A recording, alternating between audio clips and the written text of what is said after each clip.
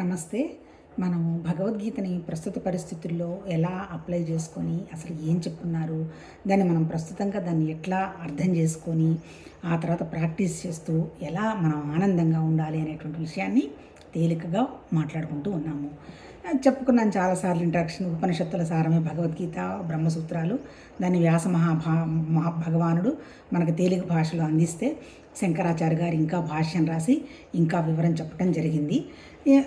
శాస్త్రం అంటే ఏంటి అంటే మనది భగవద్గీత అని చెప్పచ్చు. ఎందుకంటే దాన్ని మనం అనుభవానికి కూడా తెచ్చుకొని చూసుకోగలిగినటువంటి అవకాశం భగవద్గీతకి ఉన్నది కాబట్టి. అంటే ఏంటి?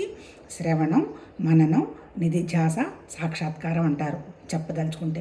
నాట్ ఓన్లీ ఆధ్యాత్మికంగా కాదు, ఈవెన్ ప్రాక్టికల్గా కూడా అంతే కదా. ఏదైనా విషయం మనకు కావాలంటే దాన్ని చక్కగా విని అర్థం చేసుకొని దాన్ని బాగా చూసేసి మననం చేసుకొని చిన్నగా దాన్ని ప్రాక్టీస్ తీసుకొచ్చి తెచ్చిన తర్వాత ఏమొస్తుంది? అవుట్పుట్ వస్తుంది. అంతే కదా, మనం చేసిన పనికి ఫలం వస్తుంది. ఇప్పుడు ఇక్కడ చెప్పింది ఏంటి? ముందు వింటావు, విన్నది చక్కగా అర్థం చేసుకుంటావు, దాన్ని నీకు ఫీల్ అయిపోతావు. అల్టిమేట్ ఏంటి? ఉన్నదంతా ఒకటే అనేటువంటి విషయం నీకు అవగాహన వస్తుంది. అంటే సత్యం తెలుస్తుంది అనేది నీకు అనుభవపూర్వకంగా చెప్పిందే భగవద్గీత. అంతకంటే ఇంకేం లేదు. ఇక్కడ ఈ భగవద్గీతలో 2 పాత్రలు. ఎవరు? భగవాను, అర్జునుడు. నిజం చెప్పాలంటే అల్టిమేట్ చివరికి ఏం చెప్తాడో అర్జునుడు కూడా లేడు, భగవాన్ ఎక్స్ప్రెషన్ అంటారు. మళ్ళీ భగవాన్ ఎక్స్ప్రెషన్ మరి ఎవరికి అర్థమైంది? మళ్ళీ భగవాన్కి అర్థమైంది.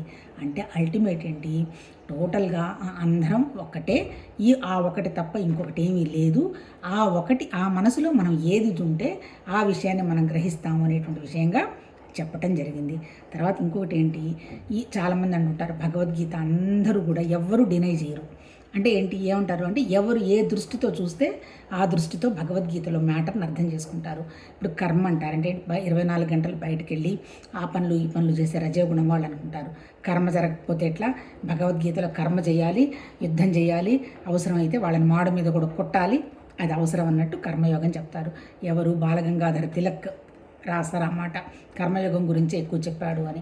అంతే కదా, ఆయన మనకి 1905లోనే క్విట్ ఇండియా అనేటువంటి పదం మొదలుపెట్టిందే బాలగంగాధర తిలక్. వాళ్ళందరూ కూడా సామాన్యులు కాదు. వాళ్ళంతా కొంచెం ఆధ్యాత్మికంగా భగవతత్వంలో టచ్ ఉన్న వాళ్ళే. ఆ తర్వాత మళ్ళీ ఇప్పుడు గాంధీ మహాత్ముడు కూడా భగవద్గీత చదివారనుకుంటారు. ఆయన ఏం చెప్పాడు? నాకు ఏ ప్రాబ్లం వస్తే ఆ ప్రాబ్లంకి దండం పెట్టుకొని బుక్ ఓపెన్ చేస్తే నాకు సమస్యకి పరిష్కారం కనపడేది అంటాడు. ఆ తర్వాత ఇంకోళ్ళు మధ్వాచార్యుడు ఉన్నాడు. ఆయన ఏమంటాడు? భగవద్గీత చెప్పింది ద్వైతం చెప్పింది, కృష్ణ భగవానుడు పక్క వాళ్ళకి బోధిస్తూ చెప్పాడు కాబట్టి అది ద్వైతం, రిలేటివిటీ అని ఆయన అంటాడు. ఆ తర్వాత రామానుజాచార్య ఉన్నాడు. ఓన్లీ కృష్ణుడి గురించి విష్ణుమూర్తికి సంబంధించే చెప్పాడు కాబట్టి అది విశిష్టాద్వైతం అని ఆయన అంటాడు. ఆ తర్వాత మన శంకరాచార్య గారు ఏమంటారు? నాలెడ్జ్ గురించే చెప్పటం జరిగింది. అల్టిమేట్ ఏంటి? జ్ఞానం తప్ప ఇంకొకటి ఏమీ లేదు అని శంకరాచార్య గారు అంటారు. ఇక్కడ ఆబ్జెక్ట్ ఏంటి? ఇక్కడ ఇంకా నిజంగా మనం అర్థం చేసుకోవాల్సింది ఏంటి? పుస్తకంలో ఉన్నటువంటి మ్యాటర్ ఎప్పుడూ మారదు. అది ఎప్పటికీ అలానే ఉంటుంది. కాకపోతే ఏం మారుతుంది? మన అవగాహన శక్తి, మనకు వస్తున్నటువంటి అనుభవాలు, మనకు అందుతున్నటువంటి జ్ఞానము, తర్వాత మన బుద్ధికి జరుగుతున్నటువంటి వికాసం, కొద్దో గొప్ప మనకు వస్తున్నటువంటి వైరాగ్యం, ఈ దృష్టితోటి కనుక మనం చదవడం జరిగినప్పుడు మనకు ఆ విషయం అర్థమవుతుంది.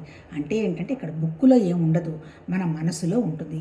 ఈ మనసుని మనం ఎట్లా నిరాకార స్థితికి తీసుకువెళ్ళాలి అనేటువంటి విషయాన్ని భగవద్గీత చెప్పడం జరిగింది.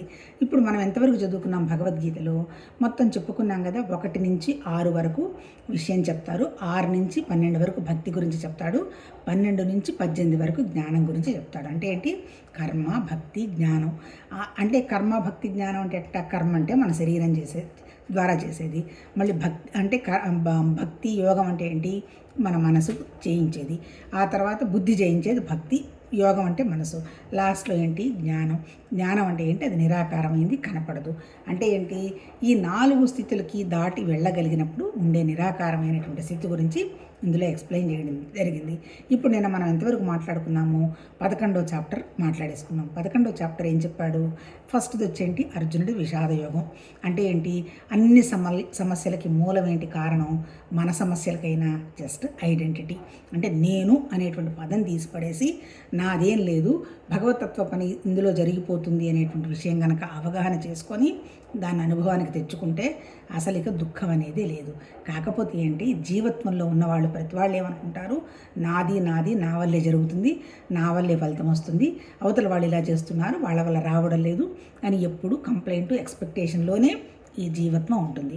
మరి దీన్ని దాటాలంటే ఏం చేయాలి అనే దానికి ఏం చెప్తాడు, నీకు ఇచ్చినటువంటి కర్మని మొత్తం నువ్వు యజ్ఞంగా కండక్ట్ చేసుకో. మనసు అంటే ఏంటి, యోగా అంటారు కదా, యోగా అంటే శరీరానికి సంబంధించిన ట్విస్టింగ్ కాదు, మనసును బ్యాలెన్స్గా పెట్టుకొని అంతా సమత్వంగా చూస్తూ, సమత్వంగా చూస్తున్న క్షమణంలో ఏంది వీళ్ళు ఎక్కువ వాళ్ళు ఎక్కువ అనేటువంటి తేడా లేకుండా అవతల వాళ్ళ ఆనందాన్ని మన ఆనందంగా అనుభవిస్తూ ఏదన్నా బాధ వచ్చి అవసరం వచ్చి చేయాల్సి వస్తే ద్వారా కండక్ట్ చేస్తూ దాన్ని యోగం అంటారు. ఆ తర్వాత ఏంటి, భక్తి అంటే అనన్యమైన భక్తి.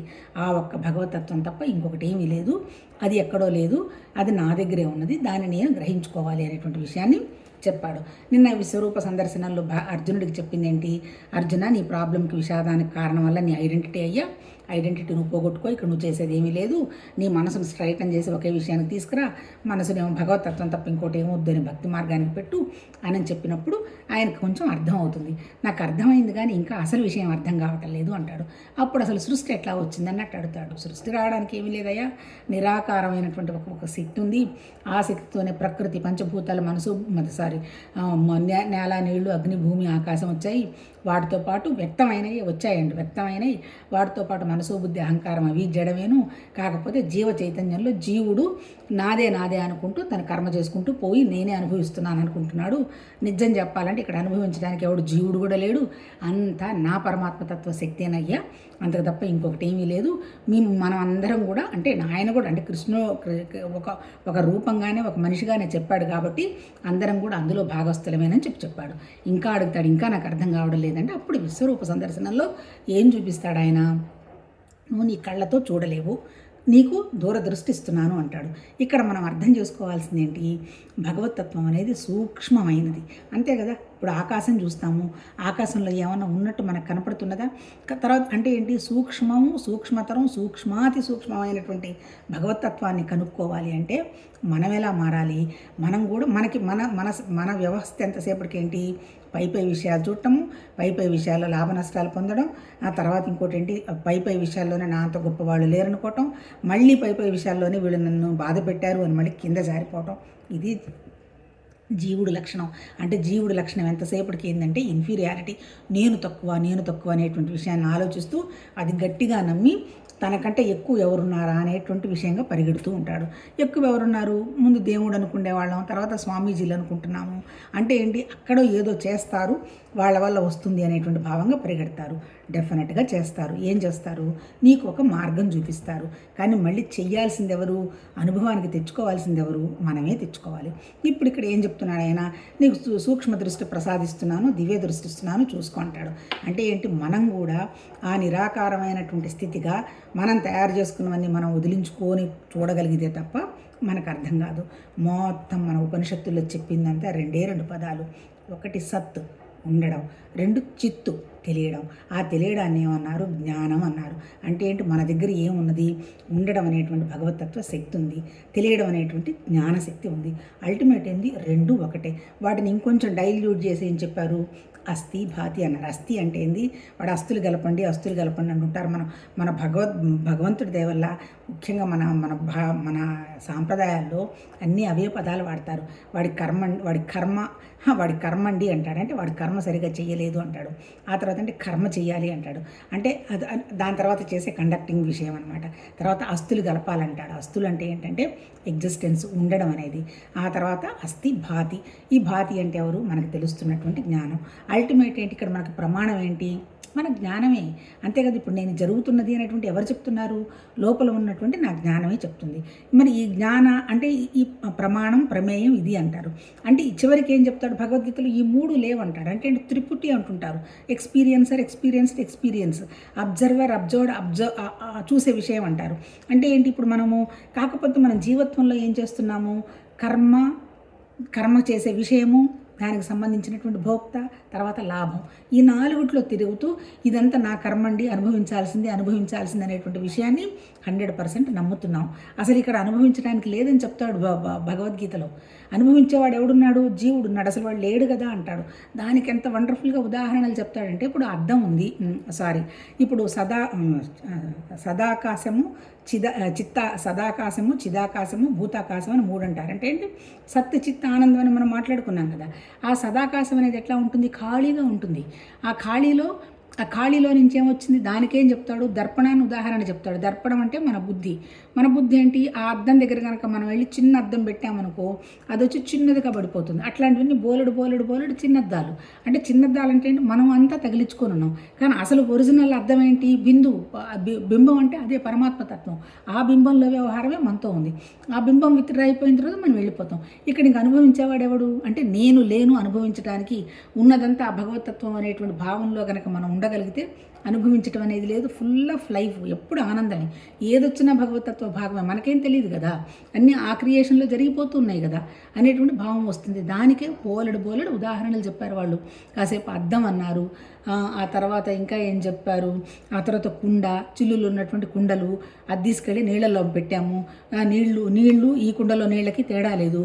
ఆ కుండను బయటకు తీసుకొచ్చాము, అందులో నీళ్ళే లేవు, కానీ చిన్న ఖాళీ ఉంది, పగిలిపోతుంది. అది వెళ్ళి మళ్ళీ ఆ నీళ్ళల్లోనే ఉండిపోతాయి కదా. చిల్లులు ఉన్న కుండలో ఉన్న నీళ్లు కుండ తీస్తే ఏముంటుంది? ఆ నీళ్ళు అక్కడే ఉండిపోతాయి. అంటే ఏంటి? మారకుండా నిరాకారంగా ఉన్నటువంటి భగవతత్వం యొక్క అది అలానే ఉంది.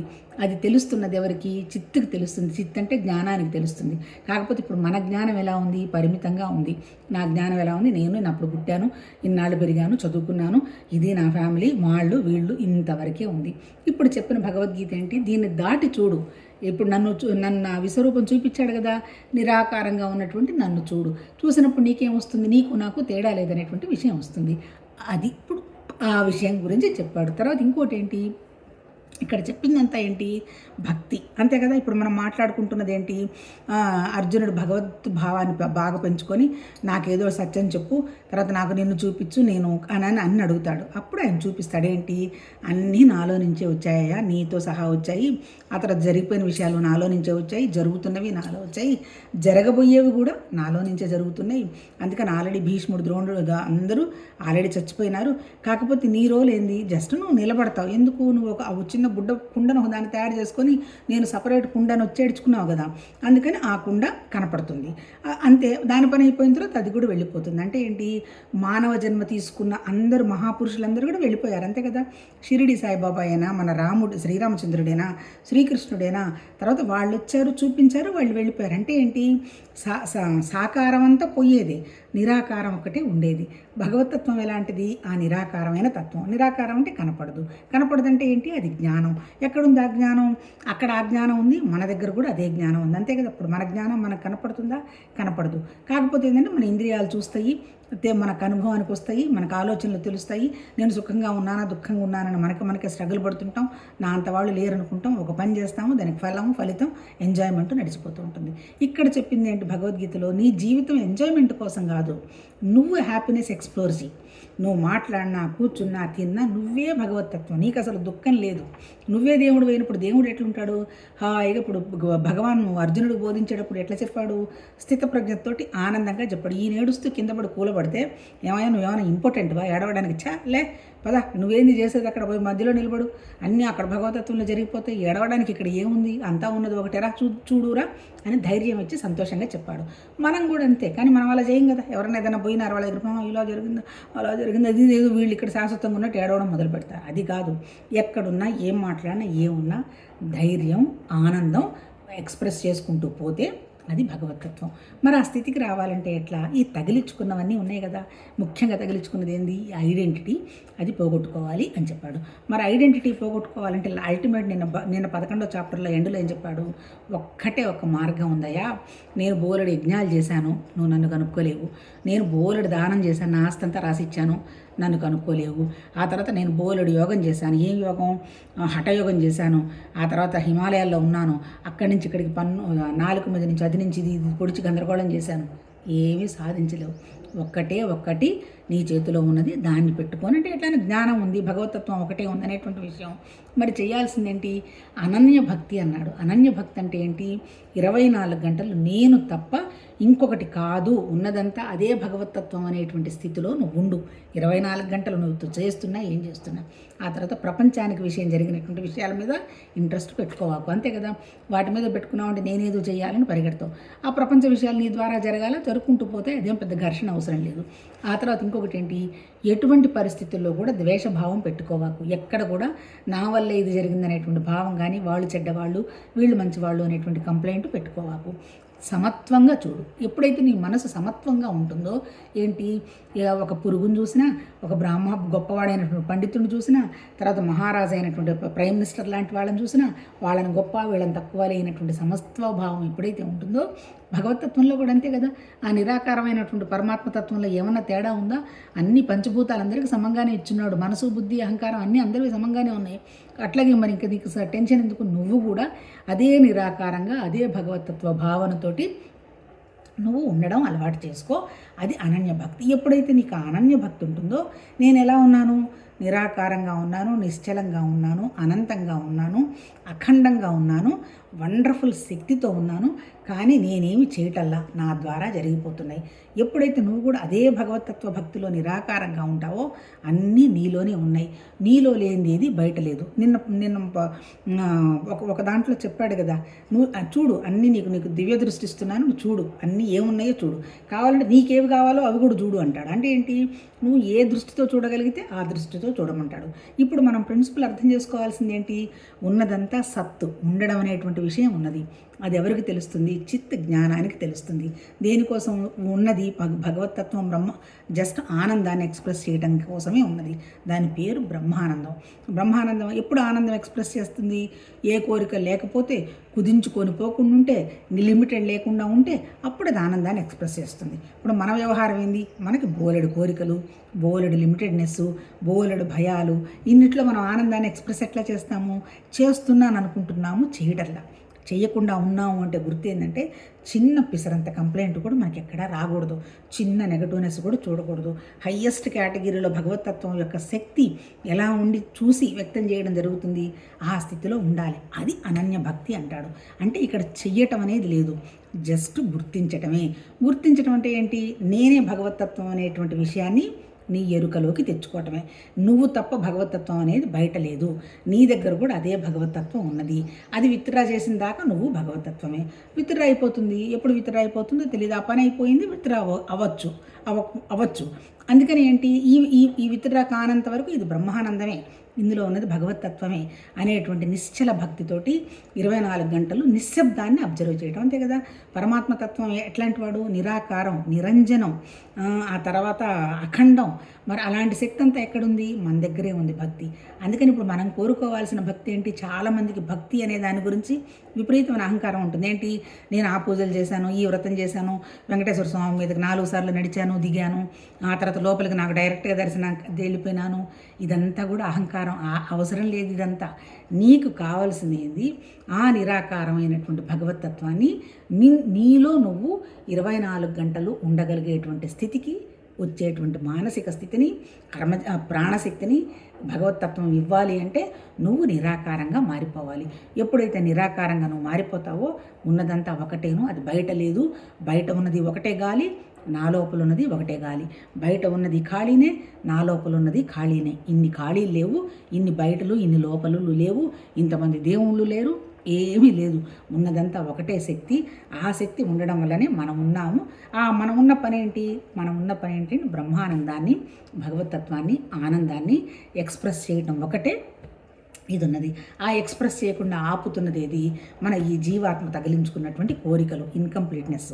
ముఖ్యమైనటువంటి ఇన్కంప్లీట్నెస్ ఏంటి? మన దగ్గర ఉన్నవి 5 ఇంద్రియాలతోనే అన్నీ చూస్తాం. కళ్ళు చూస్తాయి, చెవులు వింటాయి, ఆ తర్వాత వేడిగా ఉందా చల్లగా ఉందని స్పర్శ అబ్జర్వ్ చేస్తే 5 ఇంద్రియాలు ఉన్నాయి. ఈ 5 ఇంద్రియాల్లో మనం మనం మేనేజ్ చేసుకోగలిగినటువంటి ఇంద్రియం ఒకటే, ఒక నోరు. ఈ నోరు జ్ఞానేంద్రియంగా పనిచేస్తుంది, కర్మేంద్రియంగా పనిచేస్తుంది. జ్ఞానేంద్రియంగా రుచి చూస్తుంది, కర్మేంద్రియంగా మాట్లాడుతుంది.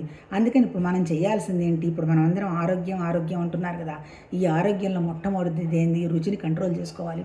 రుచిని కంట్రోల్ చేసుకోవాల్సింటే ఉన్న మెథడ్ ఏంది? తినబోయే ముందర ఏం తింటున్నాం అనేటువంటి విషయం పొరపాటును కూడా ఆలోచన చేయొద్దు. అప్పటికప్పటికి వెళ్తాము, ఏది ఉంటే అది ప్రిపేర్ చేస్తాం, పెట్టేస్తాం.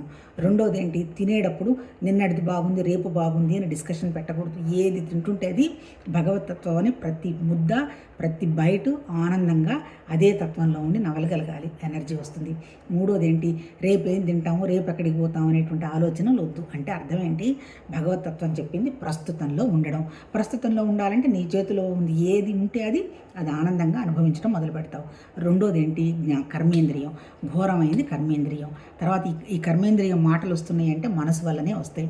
మనసుని తీసుకెళ్ళి కనుక భగవతత్వం ఆలోచన మీద పెడితే నువ్వు ఏం కూర్చున్నా, ఏం మాట్లాడినా, ఏం ఆలోచించినా భగవతత్వానికి సంబంధించినవే వస్తాయి. కానీ అంత శక్తి ఉండదు. దీనికి ఎంతసేపటికి భౌతికంగా తిరుగుతున్నప్పుడు భౌతికమైన ఆలోచనలే వస్తాయి. అందుకని దీన్ని ఎలా రెగ్యులేట్ చేయాలి? లోపల నుంచి నువ్వు మాట్లాడాలి అనేటువంటి తపన కలిగినప్పుడు ఈ మాట అవసరమా, అవసరం లేదా, ఇప్పుడు నేను మాట్లాడాల్సిన పని ఉందా లేదా అని నువ్వు ఆలోచించుకుంటే 199 పాళ్ళు లోపల నుంచి ఐడియా వస్తుంది. నోరు మూసుకో, ఇప్పుడు ఇక్కడ మాట్లాడేంత సబ్జెక్ట్ లేదు అని అనిపిస్తుంది. అంటే ఏంటి? అవసరం వచ్చినప్పుడు అడిగినప్పుడు మాట్లాడచ్చు. అంతే తప్ప అనవసరంగా మన విషయాలన్నీ అవతల వాళ్ళకి బడా బడా బడా చెప్పాల్సినటువంటి అవసరం అసలు లేదు. మనమేమో న్యూస్ రీడర్లమా? పొద్దున్న లేచాను, ఉప్మా తిన్నాను, కాఫీ తాగాను, ఆ వీడియోలు చూస్తుంటే అదే అనిపిస్తుంది. ఈరోజు నేను ఉప్మా చేశాను. ఎవరు చేసుకోరు ఉప్మా? అదో పెద్ద పని ఉప్మా చేయడం. ఏదైనా నేర్పించండి అబ్బా ప్రపంచానికి. ఉప్మా చేసుకున్నాను, టీలు తాగాను, కాఫీలు తాగాను, డ్రెస్ వేసుకున్నాను, డ్యాన్స్ ఓకే, అవసరమే. నేను కాదనలు, అందరం చిన్నపిల్లలమే. కానీ ఇది ఏదైనా నేర్చుకోవాలి. మనం ఏదైనా ఒక చోటకి వెళ్ళామంటే ఏ ఇంటరాక్షన్లోనైనా నేర్చుకోవాలి. నేర్చుకోవటం అనేటువంటి పరిస్థితి ఎప్పుడు వస్తుంది? భగవతత్వం మనలోనే ఉన్నది, మనమేననేటువంటి విషయం వచ్చినప్పుడు ప్రతి విషయంలో, ప్రతి ఇంటరాక్షన్లో పరమాత్మతత్వాన్ని చూడడం అలవాటైపోతుంది. అందుకని అద్వైత వేదాంతంలో చెప్తారు, నీకు వచ్చిన అనుభవాల్లో నువ్వు నేర్చుకుంటేనే నువ్వు వెళ్ళగలవు. లేదు అనుభవాలకు నేర్చుకోలేదు, ఎప్పుడు చూసినా అదే ప్రాబ్లం. 30 ఏళ్ల నాడు ఒక మనిషితో మాట్లాడి ఇప్పుడు మాట్లాడితే మళ్ళీ సేమ్ ప్రాబ్లం. అప్పుడు పేరెంట్స్ మీద కంప్లైంట్ ఇస్తే, తర్వాత టీచర్స్ మీద కంప్లైంట్ ఇస్తే, తర్వాత హస్బెండ్ మీద కంప్లైంట్ ఇస్తే, తర్వాత పిల్లల మీద కంప్లైంట్ ఇస్తే, తర్వాత ఇప్పుడు ఇన్లాస్ మీద కంప్లైంట్ ఇస్తున్నారు. అంటే ఏంటి? పీసరంతా కూడా అసలు ఏంటి, వాట్ ఈజ్ వాట్ అనేటువంటి విషయానికి వెళ్ళడాల.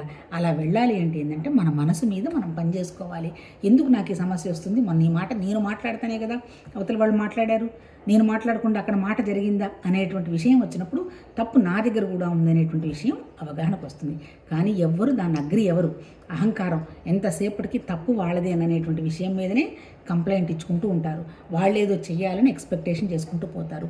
ఇవన్నీ పోవాలి అంటే నీ దగ్గర ఉన్నటువంటి ఒకటే ఒక మార్గం ఏంటంటే అనన్య భక్తి. ఆ భగవతత్వం తప్ప ఇంకొకటి ఏమీ లేదు, అది నా దగ్గరే ఉంది. నేను ఏం ఆలోచన చేసినా నేను చాలా సూక్ష్మతరంగా ఇంత ఉన్నప్పుడు అది జరగడానికి అవకాశం ఉంటుంది. అమ్మో, నేను భగవతత్వం లాగానే ఆలోచించాలి. భగవతత్వం ఏం ఆలోచన చేస్తుంది? అందరూ ఆనందంగా ఉంటే సంతోషపడుతుంది, బ్రహ్మానందం. ఎవరన్నా బాగలేదు అంటే ఎలా వాళ్ళకి ఎలా అవకాశం ఇచ్చి ముందుకు తీసుకెళ్లాలా అని ఆలోచిస్తుంది. అందుకే కదా ఒకసారి నేను 10 years బ్యాక్ ఒక కోడ్ చదవమన్నారు. మాకు ఒక తండ్రి గురుతో తుల్యులు లాంటి ఆదినారాయణ అంకుల్ అంటుంటాం అనమాట. ఆయన హాస్పిటల్లో ఉన్నప్పుడు వెళ్తే యశోద హాస్పిటల్లో బయట ఒక కోడ్ రాసింది, God's voice is heard through many ways, God directly can't come, he will send people అని. అంతే కదా, నిరాకారం, నిశ్చలం, మనసు గినసు లేనటువంటి పరమాత్మతత్వం ఆయన ఏం చేస్తాడు?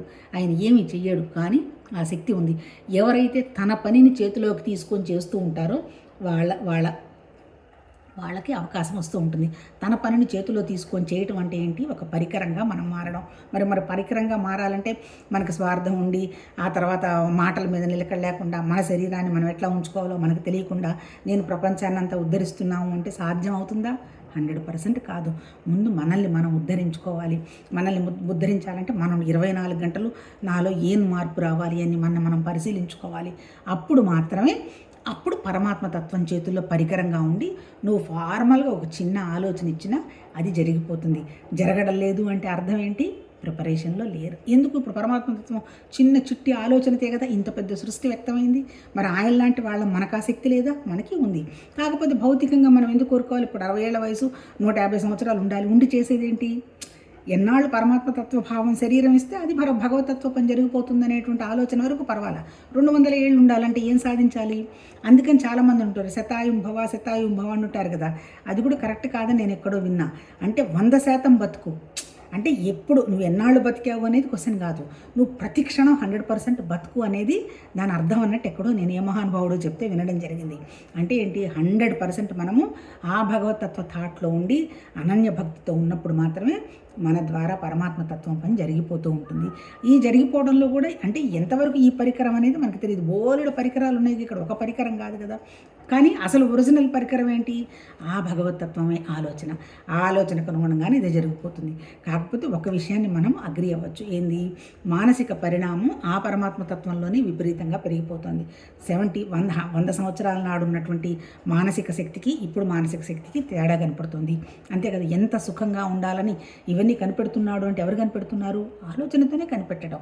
అంటే ఆ భగవతత్వం ఇస్తున్నటువంటి అవకాశమే ఆలోచన కూడా, అంటే అది కూడా పరమాత్మ తత్వంలో భాగమే. కాకపోతే ఏంటంటే ఇక్కడ మళ్ళీ వ్యాపార ధోరణి వస్తే మళ్ళీ మంచి చేసామా, లాభం చేసామా, ఫలితం అవన్నీ వస్తుంది. అందుకని ఏ పనికి కూడా ఇది వ్యాపార ధోరణ కాదా అనేటువంటి విషయం మనం గ్రహించి అంత భగవతత్వం అనేటువంటి పని చేసుకుంటూ పోవడం జరగాలి. ఇంకా భక్తి యోగం ఉంది, అది 12వ చాప్టరు రేపు మొదలు పెట్టుకుందాం. నమస్తే.